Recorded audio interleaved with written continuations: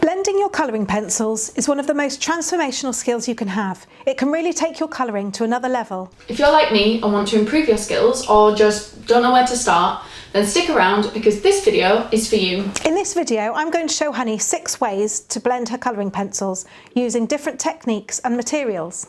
If you want to colour along with this video, you can find our blending sheet in the resources section of our website, which is colouringheaven.com. Hi everyone, I'm Jenny. And I'm Honey, and we're part of the team who create Colouring Heaven. You'll notice that today's video is a bit different to usual.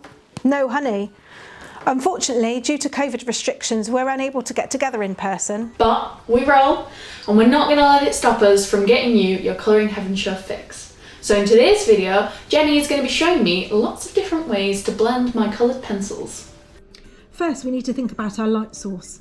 This determines where your highlight and shadows are placed.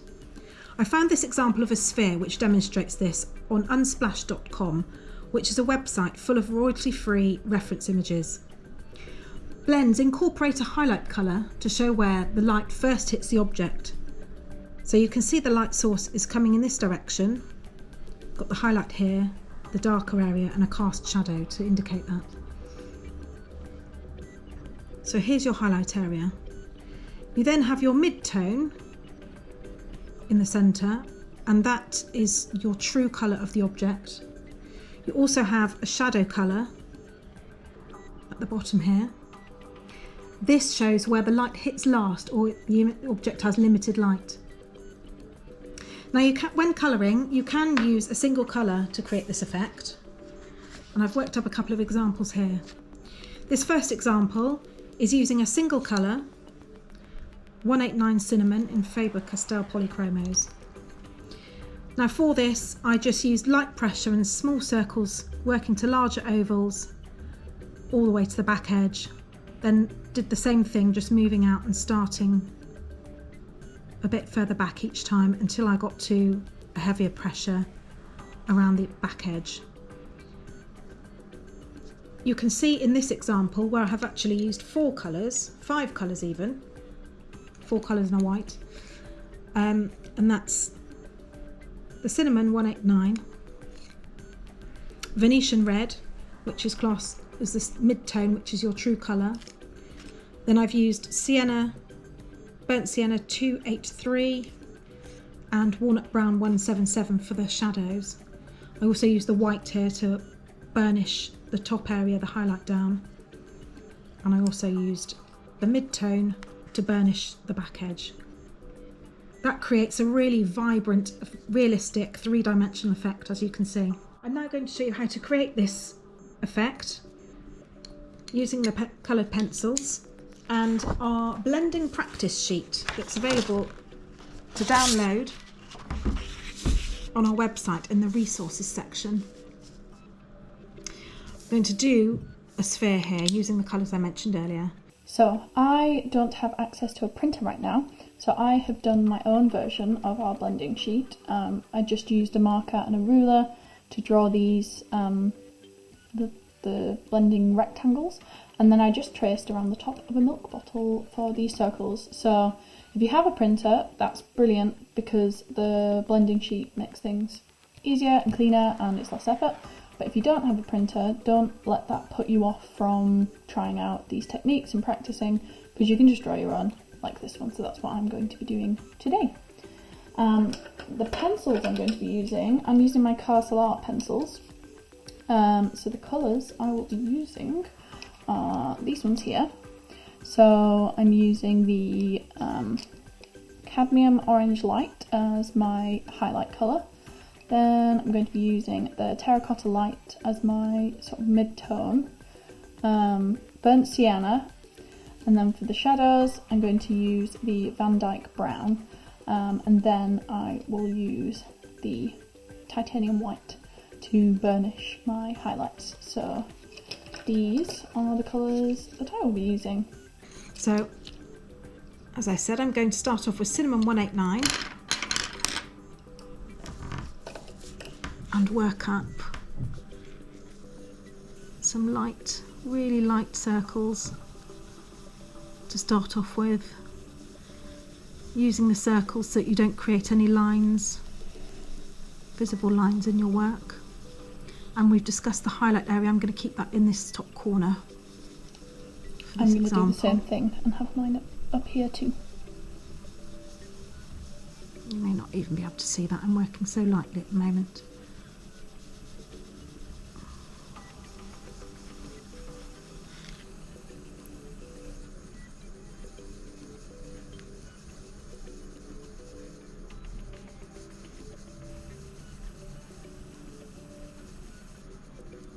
I'm going to work back on top of this Cool. and start building up layers to get the colour showing. It's always better to use light layers rather than going in with a harder pressure to start off with, because by using a harder pressure you flatten the tooth of the paper, and that's what helps drag the pigment out of the pencil. Yeah, I really had to make a conscious effort to use light layers when I first started colouring it. The tooth is the fibre effect that you can see. Actually, I'll show you on here. On here you can see like a texture to the colouring here, and that's the tooth in the paper. Yeah, I think you can really see the Showing tooth through. in mine. On this second one, you can see that's a lot smoother. That's because this area has been burnished, where you've applied more pressure or a clear or lighter burnished coloured pencil to that, and that flattens all the fibres and gets all the pigment out and fills in all the gaps between the fibres. Yeah, it really makes the colour look much smoother. It was such a habit for me to just go straight in quite heavy-handed. I really had to learn to pull back and not push so hard to begin with.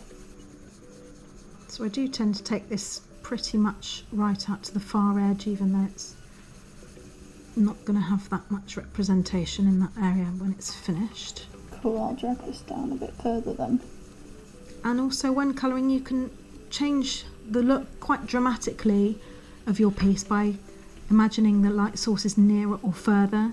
The further away it is, the softer the shadow. And again, in fact, you can see that on here. You've got a bigger highlight and it's a softer blend, and here the light source is a little bit closer and a little bit more focused. So the highlight area is a little bit smaller. Again, a very smooth transition, but you can see a slight difference in those there. That's really cool. You could use that really cleverly in your colouring. I'd not thought about using light in that kind of way before. Usually just think about the direction, not how close it is. So I'm going to keep my highlight to about this area here, so say a quarter. That seems to have a good balance. Another piece of equipment that I find really helpful is this a kneadable art eraser. This one's by Faber-Castell, and it's a bit like blue tack. And if you do go a little bit over the top on your highlight and you want to knock it back, you can see this just, you can dot it really on. clever. You can see that just lifts away a little bit of the pigment if you want to knock back your highlights. I don't have one of those, but I think that would be really useful here because I think I might have gone a little bit too heavy on my highlights. I'm just trying to create more of a contrast right now to help even that out because I don't have a kneadable eraser.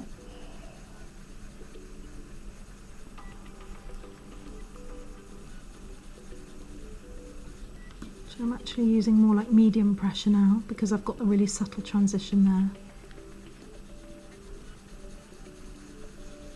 And when you're blending, you don't want there to be a very obvious distinction between the colours, which is why I'm working it back here, so that then the other colour will layer on top and take on some of this shade underneath to keep the blend as seamless as possible. Yeah, that's a good idea.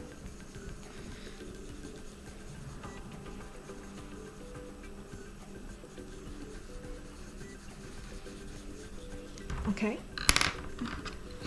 Moving on to Venetian Red 190.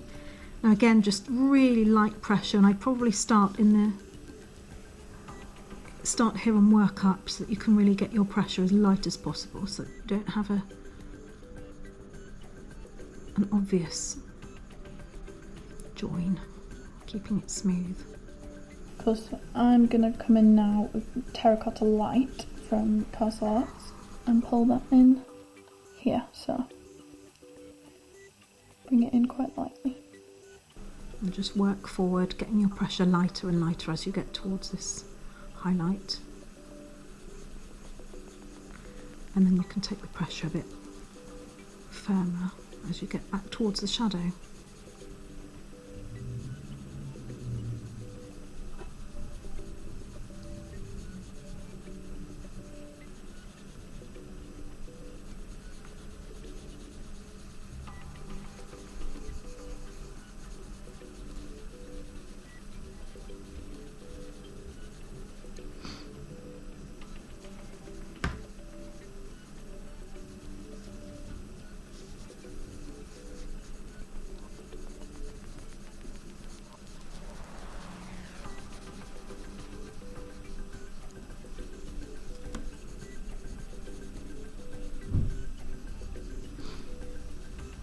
I feel that in, but I am going to go back again with a little bit more pressure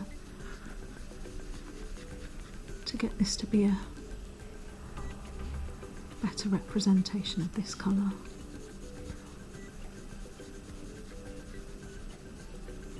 And to add that vibrancy to the finished piece.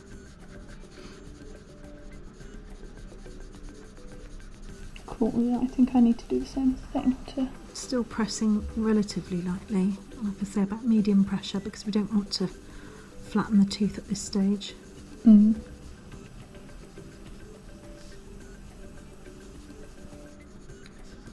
So that we can still carry on adding more layers. Yeah, I think the burnishing will look really great. You can really see the tooth in my paper, so I think it's gonna, yeah, really add to it, to burnish. Moving on to Burnt Sienna 283. Again, starting a bit further back and using the lightest pressure, blend it forward into that colour you've just worked on.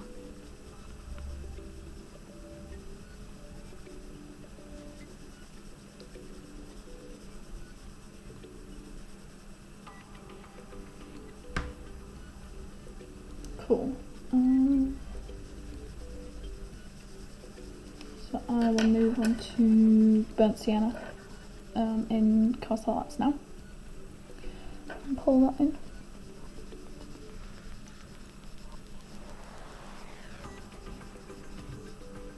I think the biggest thing for me was learning the patience with layering colours on. Definitely underestimated how big of a difference it makes to do lots of layers in a light pressure. Really, really transforms your colouring. Heavy-handedness was definitely my biggest problem when I first started colouring, or hurdle to achieving the looks I wanted to. Using medium pressure, I've got to this back edge.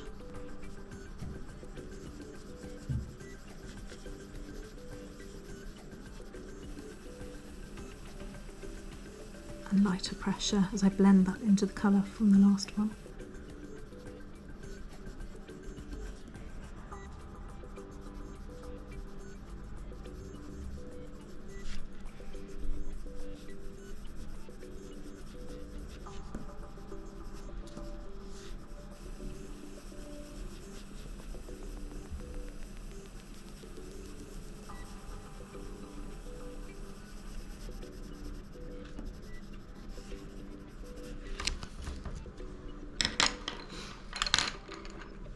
I'm going to introduce the darkest shadow colour, which is Walnut Brown 177, and just keep this really along this back edge. Bring it round a little bit to help create the 3D effect.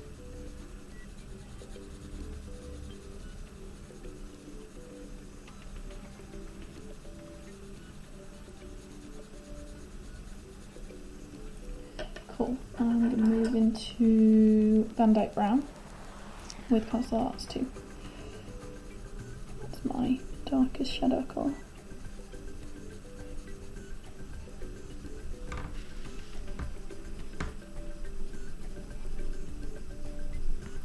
It's fantastic how effective this method of blending is. So that's the principle there. As you can see from the one I created earlier, which I've spent a lot more time on, you can now go back in and add all those colours again to create a real vibrancy, which is what I am going to just quickly do now. Well, there's not really much quickly about it when it comes to doing an effective smooth blend, but I'm now using a little bit more pressure. I've been pleasantly surprised about how quick we've gotten these results though. And this brings that true colour that we talked about in the mid-tone. Cool. I will go back in with my terracotta light. So at this stage, I'm not pressing hard, but I'm really wanting to lay the pigment down and start smoothing out the fibres. So I am pressing a little bit harder than I was.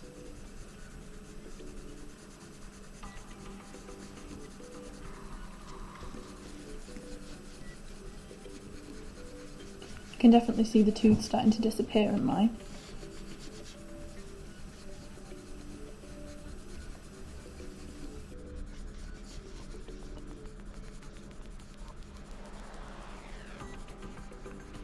Pressing a bit lighter as I go back towards the highlight.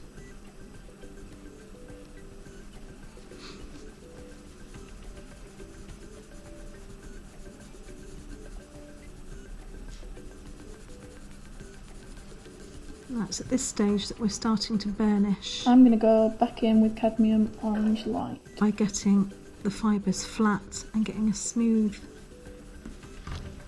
finish to the colouring. Going back up towards to bring a bit more colour into this highlight. Swap back to Cinnamon 189. Oops.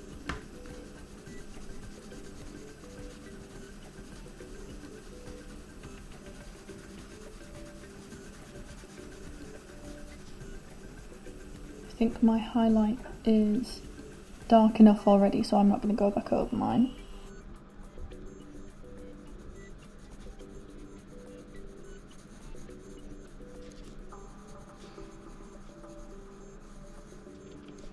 Keeping the pressure, still keeping the pressure very light as you get towards the centre of the highlight.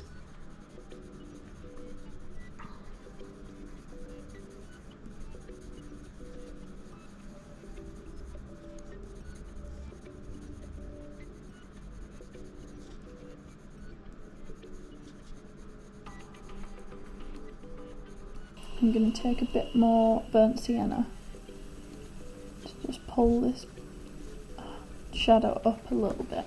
Working this back a bit to burnish in that main colour.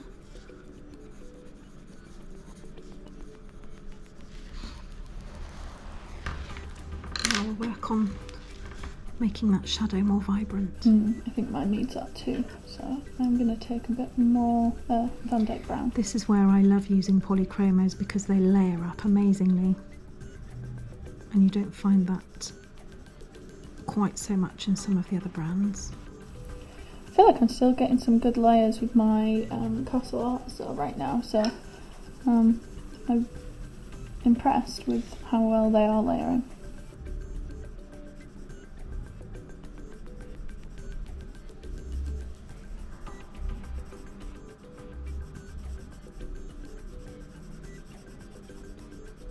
I think, like you said, a light hand goes a long way, and that's made a massive difference to me with my colouring.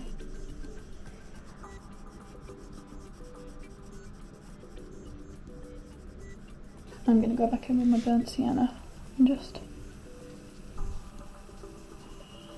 pack a bit more of that down over the top of my darkest bit of shadow. Try and really smooth it out. And then going back in again with Walnut Brown 177.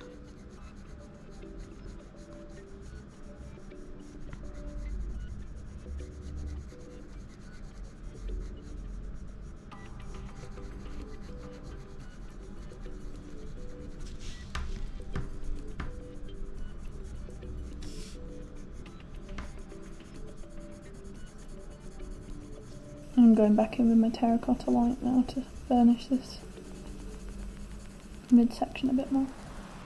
When I get towards the edge here, you'll notice I'm starting to use back and forth strokes rather than little circles, just because I'm trying not to go outside the edge. You've got more control on that edge without those, but then working back in with the small circles for the blending element.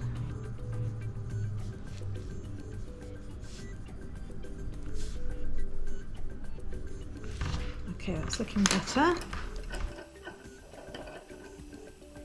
I'm going to come back in with cadmium orange light up here, just to burnish this top edge a bit more. Just want to beef up the mid-tone with the Venetian Red 190 again.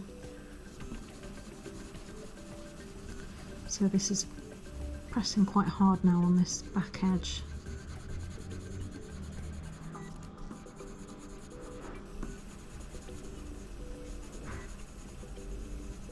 But obviously getting lighter as you come towards the highlight, because you don't want to start creating lines in your blend. Okay, so when you start pressing hard, like I say, that flattens all the fibres and that's what makes it look really smooth. But obviously you're not getting to a point where you can press really heavily in the highlight areas. So that's where the white comes in. And starting in the centre, excuse me, work back in. Yeah, that's working really well. Using pressure. That really flattens those fibres and makes this area look as smooth as the rest does.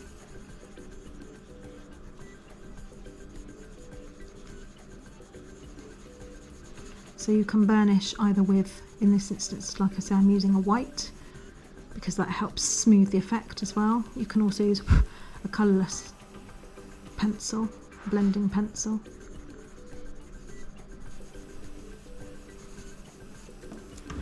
Okay, there you go.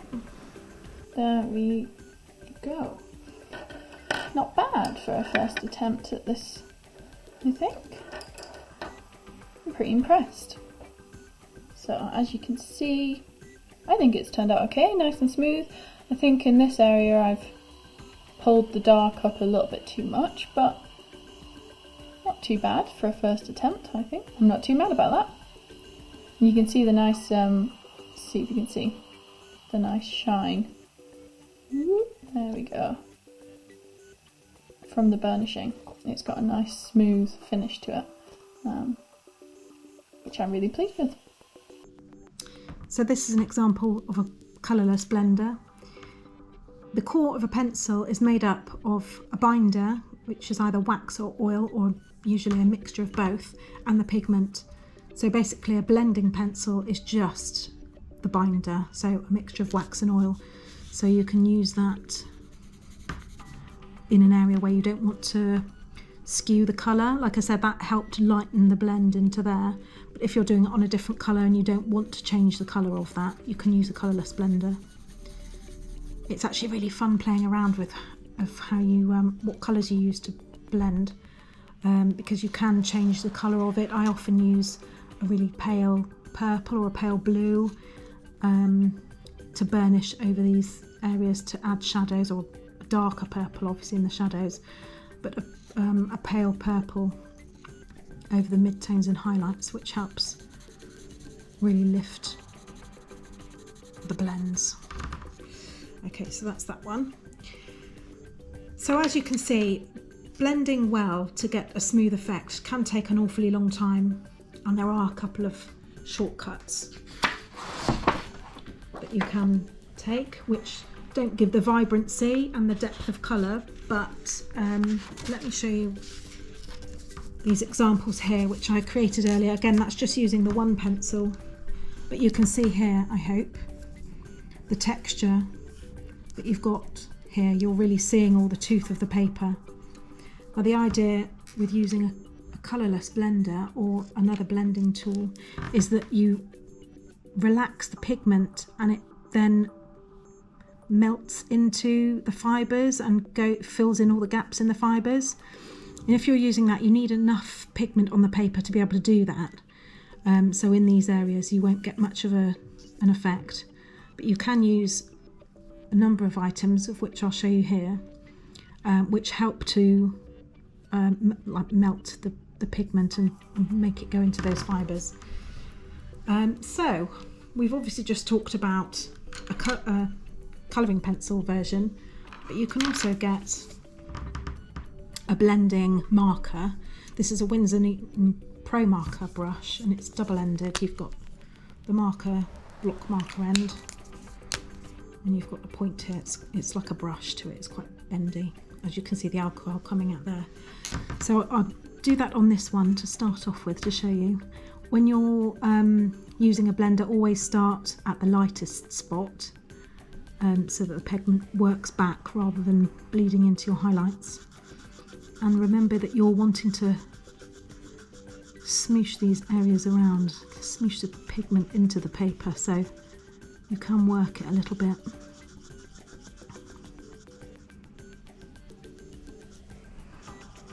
And you can see there that that's having the desired effect. The alcohol and the marker is actually melting the pigments so that they can go into all those fibres.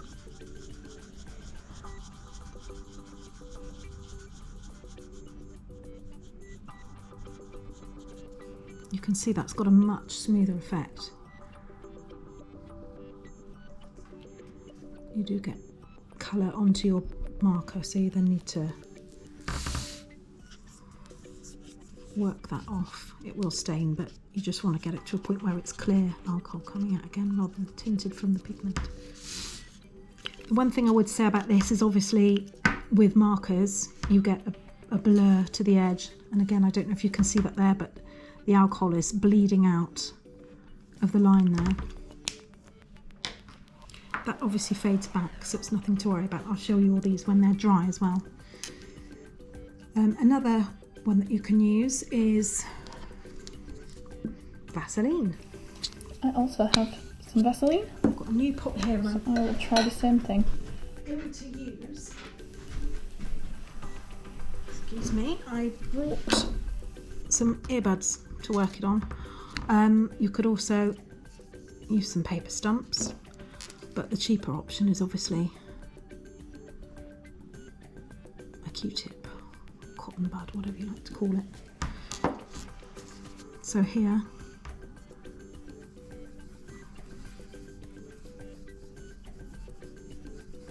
you can see the pigments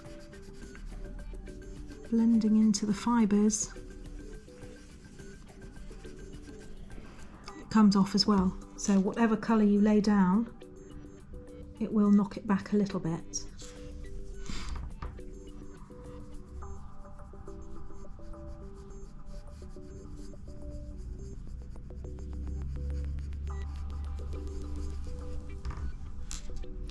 So like I said, although you're not building up the vibrancy of colour, and for me building it up with layers, multiple colours, and then burnishing that to a smooth finish is always going to win hands down.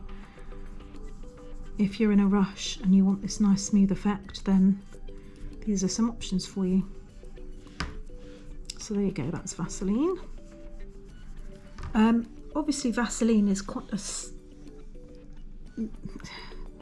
got a waxiness to it, so I don't know if you can see on there the shine that that's giving. I'm going to wait till that's dry and then maybe give it a bit of a wipe back. So there we go, that's Vaseline on mine. It's definitely smoothed it out, but I think you can still see the tooth of the page a little bit. It's definitely a big improvement from without it.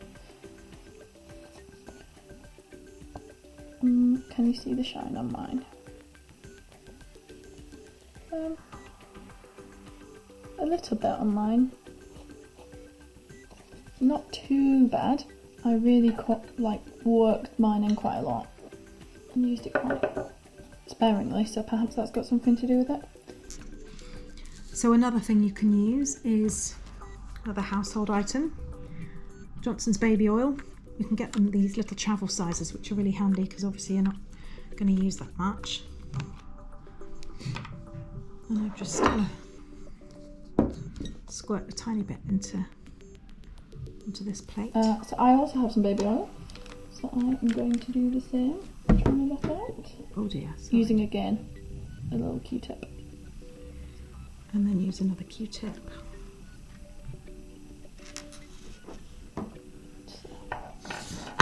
Cool. I'll start at the light end again. Let's work that in.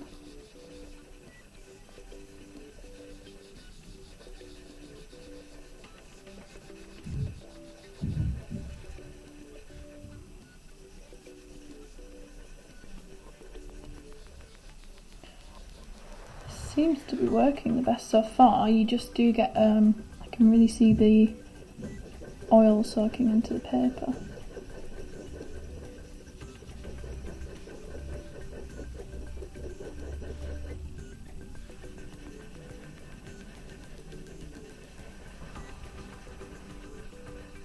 This pigment seems to be removed with the Yeah, I'm finding that too. baby oil.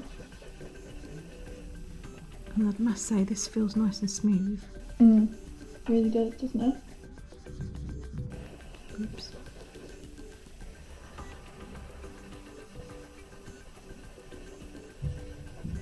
This is working really nicely. So there's that one.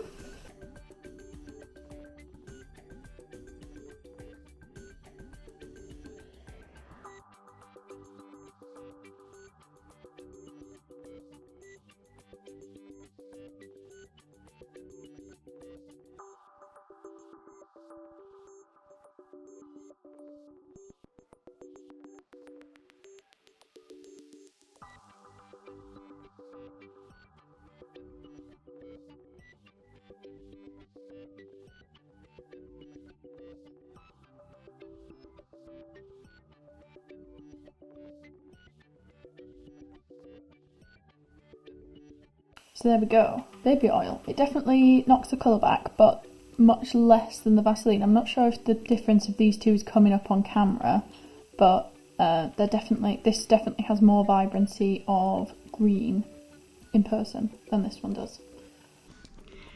And then finally, my last option is, oh dear, sorry, I keep knocking the camera, is, so this is called rubbing alcohol or isopropanol, and this is used in cleaning and medicine, I think. And again, I'm just gonna pour a tiny bit into the lid because you only need a tiny amount. Done it again. Let's go with this one. Poo, stinky.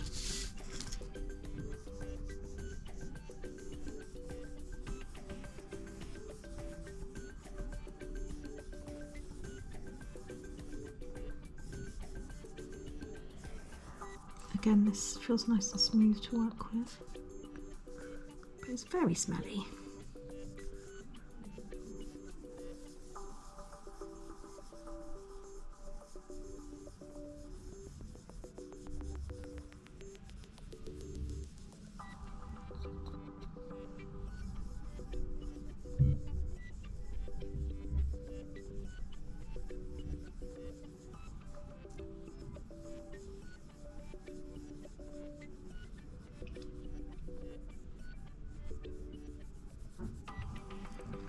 So there you go.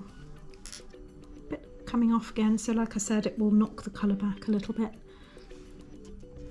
And those are some options for getting a really smooth effect without burnishing. I'm going to come back to these when they're dry so that we can take another look and see if they've got any difference to them, because it's quite tricky to see here, apart from the shine of the Vaseline. And wait till they come back, because they go a bit transparent while they're wet. I'm just going to use the pencil blender I showed you earlier on this sphere here, so that we can see the difference in that as well compared to the others we've just done. Like I said, you're not adding any pigment, so you won't get any colour to the lighter areas.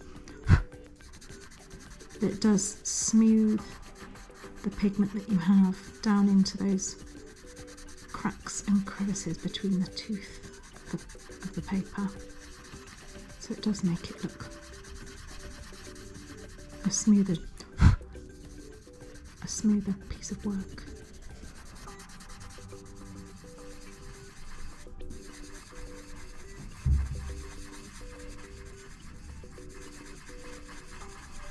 So this you can do, like I say, as if you're burnishing, so use medium to hard pressure. Never hard enough that it makes your hand ache though. Colouring's supposed to be fun, not painful.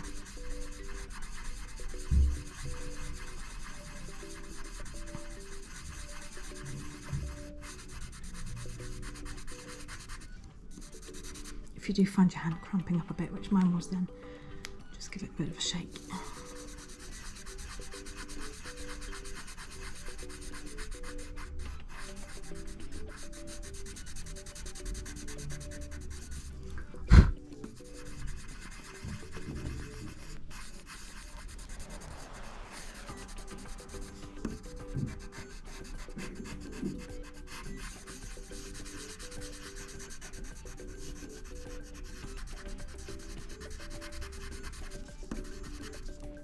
Okay,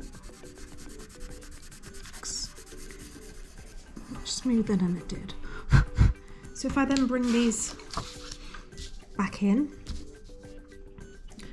we can compare and contrast. I've added just put a scribble underneath to say what they were. Now, looking down at these,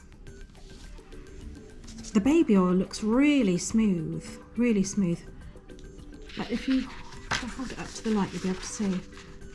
Actually, because it's obviously oil, Yeah, you can see it on mine as well. it makes the paper transparent, which is fine if it's flat. It does go a little bit grayer, as you would if you've got an oil splash on a piece of paper or something. But that's quite fun actually. And that certainly looks the smoothest of the blenders. I would agree, it is the smoothest option. I also just want to try out quickly on a new piece of paper.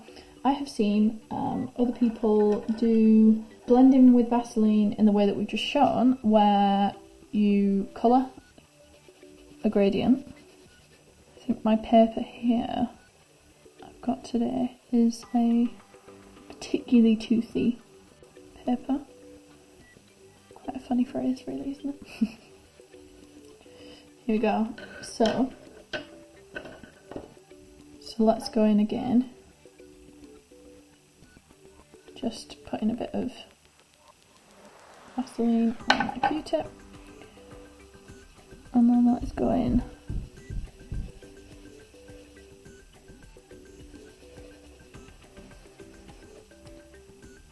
Really blend this in. Then the next thing I want to try, which I've seen people do, is take your pencil and your Vaseline and then dip the tip of your pencil directly in the Vaseline. So then here, if we go to colour,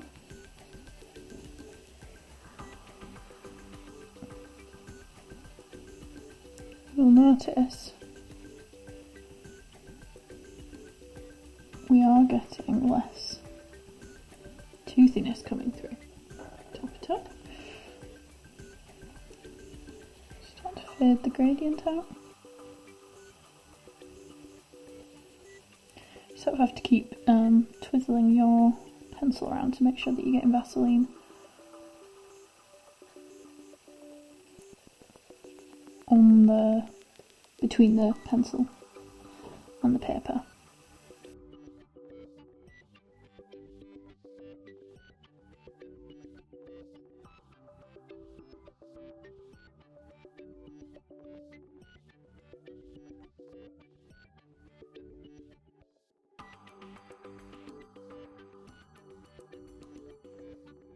don't know if you can kind of see, but pop it here. The Vaseline does pick up some pigment from the pencil, which I think helps with keeping it smooth.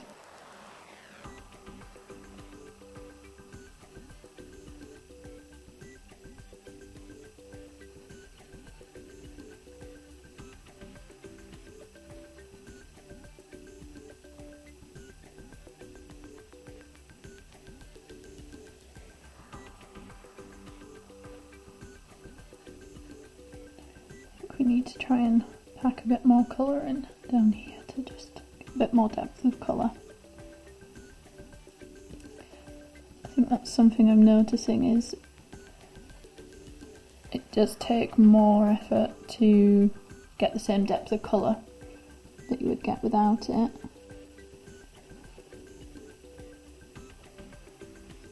I think it's going down really nicely. It definitely is smoother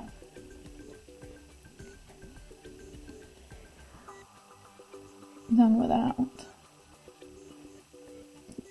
the Vaseline. And I think it's looking smoother than applying the pencil and then applying the Vaseline afterwards. So maybe if the paper you're working on is a toothier paper like mine, this might be the way for you to go, rather than applying colour to the paper first and then applying the Vaseline. This could be our answer. There we go. I definitely think this has got a much smoother finish than this way. So that's another way worth playing with too, to apply the Vaseline to your pencil and then colour like that. I think that's great. I'm really impressed with that. I think that's a really nice smooth transition. It feels really nice to colour, goes down really smoothly. And you can combine these techniques, so we obviously did the blending here using lots of different colours and layers and burnishing. You know, you could use multiple different colours like this, and also combine dipping your pencil into Vaseline, or rubbing on some baby oil afterwards, or rubbing the Vaseline on afterwards. So you can play around and combine the two, combine as many different methods as you want to try and just have fun with it. It's kind of what colouring's all about, isn't it? Just having fun and messing around to see what effects you can create and which ones you like, which ones you don't like. So you can go crazy with it, really. I hope you guys enjoyed this video and hopefully learnt something new. If you did, do let us know down in the comments, and if you use any other blending techniques that we didn't mention in this video, be sure to tell us those in the comments too. We always want to learn new colouring tips and tricks. So our next episode of the Colouring Heaven show is going to be all about glitter. And by the time that video comes out, Mermaid will be fast approaching, and so in honour of that, Jenny is going to show me how to make a mermaid's tail shimmer. We'll see you back here again the same time next week. That's Friday, UK midday time, where our next video will be a fantastic video tutorial. Don't forget to give this video a like, subscribe and hit the notification bell so you don't miss out on any of our future videos. We'll see you soon, guys.